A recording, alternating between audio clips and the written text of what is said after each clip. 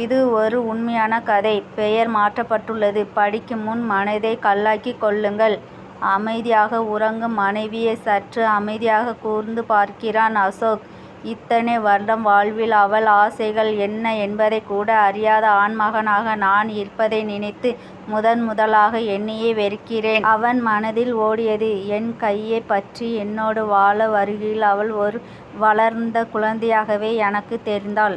இளமையின் மிடுக்கில் தடுக்கி விழுந்த இரவுகளில் மணக்களோடு என்னை அணைத்து கொள்வாள். வாலிபத்தின் திமிரில் அவளின் வாளிகளை உணர்ந்ததில்லை நான். எப்பொழுது பசித்தாலும் உணவு தயார் பண்ணி என்னை உபசரித்து மகிழும் அவளின் பசி அறியாமலே புசித்திருக்கிறேன். கோபங்கள் எழும்போதெல்லாம் வார்த்தைகளால் அடித்திருக்கிறேன். திரும்பி ஒரு நாளும் என்னை திட்டியதில்லை அவள். திட்டி இருந்தால் திருந்திருப்பேன். ஏனடி எல்லா வழிகளையும் உனக்குள்ளேயே புதைத்து கொண்டாய்? மெதுவாக அவள் கைகளை எடுத்து என் கண்ணில் ஒற்றிக் கொள்கிறேன். கரடு முரடான அவள் கைகளின் கீறலில் என் கண்களில் நீர் வழிகிறது. கை பட்டதால் அல்ல, மேன்மையான அவள் கைகள் இன்று கரடு முரடான காரணம் நினைத்து. எங்கே இருந்தேன் இத்தனை நாளும்? என் அருகிலேயே இருந்தவளை இத்தனை நாளும் எப்படி தொலைத்தேன்? பாவியம்மா நான். பருவ வயதுகளில் உன்னை தூங்க விடவில்லை நான்.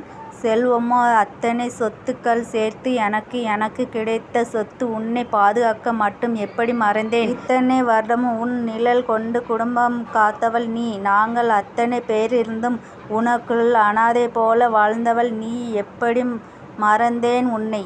நான் இல்லாத போது நீ தைரியமாக கடந்து விடுவாய். என் இறுதி நாட்களை நீ இல்லாமல் என் வாழ்க்கையை நினைத்து பார்க்க முடியவில்லை என்னால். உன்னை தொலைத்து விட்டு நான் இருந்தாலே ஏறெடுத்து பார்ப்பார் என்னை. நீ இருக்கும் வரைதான் என் திமிரெல்லாம். நான் சத்தியமாக சொல்கிறேன், நீ மட்டும் போதுமடி எனக்கு. தினமும் நீ என்னை காப்பியுடன் எழுப்புவாய் நீ. ஆனால் இன்று முதல் உன்னை புரிந்து கொண்ட கணவனாக நான் வைத்த காப்பியுடன் உன்னை நான் எழுப்புகிறேன் என்று தன் மனைவிக்கு உள் அன்போடு ஆசையாக முத்தம் கொடுக்கிறான் அசோக்.